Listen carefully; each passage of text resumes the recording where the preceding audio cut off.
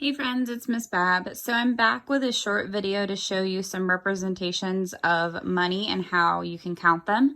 So like I said already, it takes 10 pennies to equal 1 dime, which I've showed you here. I like to set my pennies up in a 10 frame because it just makes it easier for me because we've practiced using 10 frames a lot in first grade and in kindergarten, so it's good to just keep that practice. So we know 10 pennies equals 1 dime, but now I'm going to move the pennies and show you beneath some different representations of dimes and pennies together, and then we're going to count them. All right, so my first one, I'm going to just put a few coins together. Okay. All right, so this is what I want to count. This is what I have, okay?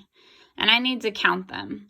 Well, I know I need to start with the bigger coins first because I know that they represent more money.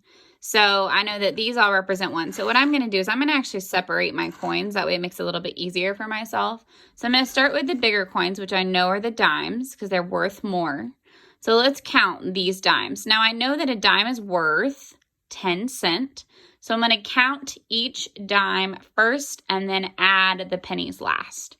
So I have 10, 20, 30. So I have 30 cents right here. I'm going to slide these pennies this way. And I'm going to go ahead and write 30 right here so that I remember that I have 30 cents. Okay, so I have 30 cents, and that's a cent sign. It's like a C with a little line through it. Okay, now I can't forget that I need to add these pennies to it as well. So I'm going to remember that I need to add by putting a plus sign.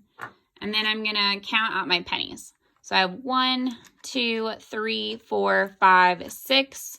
I forgot to say that pennies are worth 1 cent. That's important to remember. So that's why I counted by 1.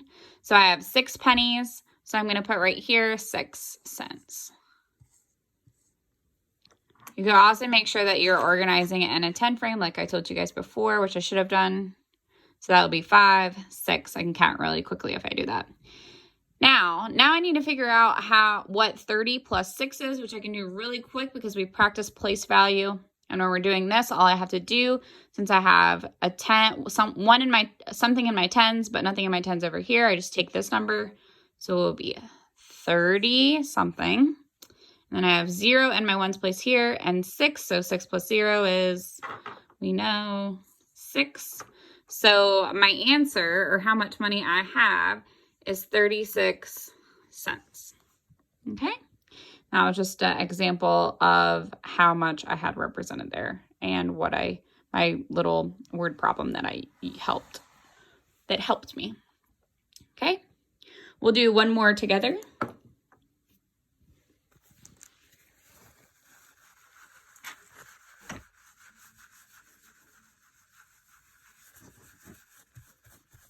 All right, this time, I'm gonna have some more pennies. Okay. All right, so this time, this is what I pull out of my pocket and I need to count it. I have, looks like a lot of pennies and only 1 dime. So I'm gonna separate the dime and pull it over here. So I already know that 1 dime equals 10 cents. So I'm gonna write that down here. Okay, 10 cents. Now, when I want to count the pennies, I'm going to organize them so it makes it a little bit easier for me into a 10 frame. That way I can count them really quick. So it looks like I have almost 10, but not quite enough. I'm missing 1, so that would be 9. So I'm going to write down here 9 cents.